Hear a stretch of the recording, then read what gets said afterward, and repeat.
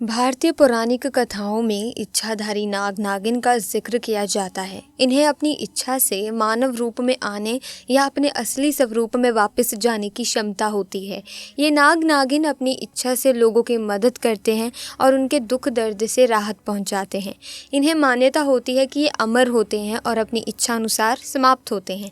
आमतौर पर नाग नागिन अपने सामने रोमांचक आवाज़ के साथ दिखाई देते हैं। वे बहुत ही सुंदर एवं आकर्षक होते हैं। नाग नागिनों के सिर पर ज्ञान का मुकुट होता है जो उन्हें अमृता का आशीर्वाद देता है। इन नाग नागिनों की आंखों की नीली रोशनी उनकी उपस्थिति का संकेत देती है। नाग नागिन अपनी चमकती त्वचा और तेज धार वाली जीभ के लिए भी जाने जाते हैं।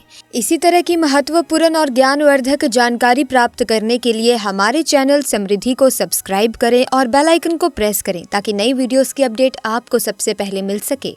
ऐसे में दोस्तों, ये चमत्कारी घटना जो मैं आज आपको बताने वाली हूँ, ये राजस्थान के एक छोटे से गांव अजेरी गांव की है। दरअसल ये घटना घटित हुई अजेरी गांव के मुखिया और वहाँ के सबसे धनी इंसान जितेंद्र जी के साथ। जितेंद्र करीब आज से 5 साल पहले एक साधारण एवं गरीब व्यक्ति का जीवन व्यतीत करते आ रहे थे। वो अक्सर जंगल में अपनी बकरियाँ चराने जाया करते थे। एक दिन बकरी चराते चराते वो जंगल के थोड़ा अंदर निकल गए। उसी जंगल में एक इच्छाधारी नागिन अपने नाग के साथ एक विशाल पेड़ के पास रहा करती थी। वो नागिन गर्भवती थी। शाम का वक्त था और जितेंद्र जब उस पेड़ के पास से गुजरा तो उसे वहां तेज चमकती चीज दिखाई दी, परंतु साथ ही वो दोनों नाग नागिन भी वहीं थे। उन्हें देख वो थोड़ा सा डर गया और तुरंत ही वहां से जल्दी से घर की ओर भागा। जितेंद्र इतना घबराया हुआ था कि उस समय तो उसने पीछे मुड़कर तक नहीं देखा, परंतु उस रात उसके ध्यान में वो चीज जो चमक रही थी वो बार बार आ रही थी। वो इतना तो समझ ही गया था कि वो होना हो बहुत ही मूल्यवान चीज थी और अगर वो मुझे मिल गई तो मैं भी धनवान हो जाऊंगा। परंतु सबसे बड़ी मुसीबत थी वो दोनों नाग नागिन। अगले दिन वो वापस जंगल उसी पेड़ वाले स्थान पर गया और कुछ दूर खड़े रहकर छिपकर उस पेड़ के पास रह रहे नाग नागिन को देखने लगा। कुछ देर देखने के बाद उसने ध्यान दिया कि नागिन तो गर्भवती है।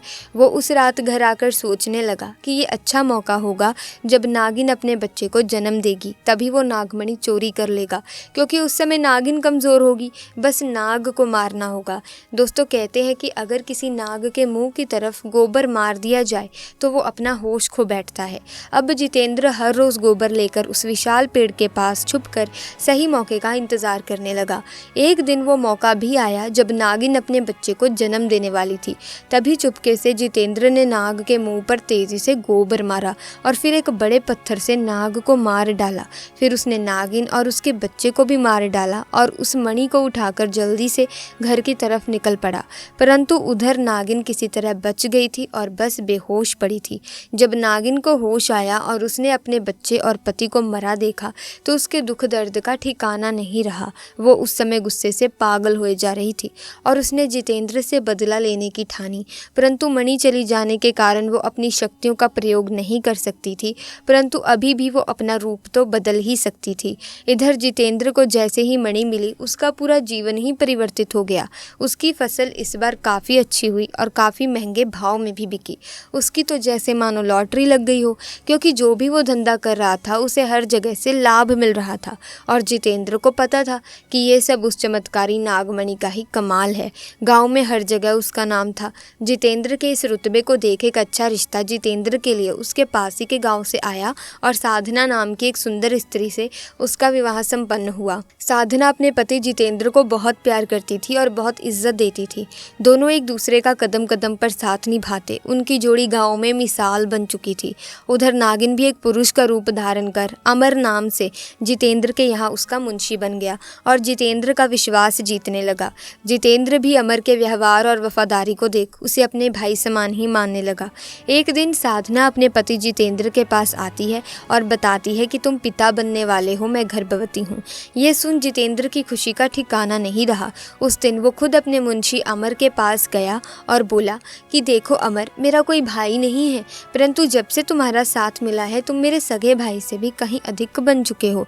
आज मैं बहुत खुश हूँ, इसीलिए आज मैं अपनी पत्नी और तुम्हें एक खास जगह ले जाना चाहता हूँ, क्योंकि मेरा इस दुनिया में तुम लोगों के सिवा कोई नहीं है। और वो अपनी पत्नी और अमर को कार में बिठाकर गाँव के कोने में ले जाकर कार को एक छोटी सी कुटिया के सामने सामने रोकता है और बताता है कि जब वो छोटा था तब इसी कुटिया में उसकी माँ की जान उसे जन्म देते ही चली गई थी। उसके पिता तो पहले ही गुजर चुके थे। तब एक बूढ़े बाबा ने उसकी माँ को वहीं दफना दिया था और जितेंद्र को उसी बूढ़े बाबा ने पाला था।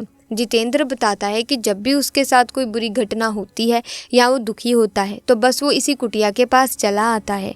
यहाँ उसे एक अनोखे सुकून का एहसास होता है।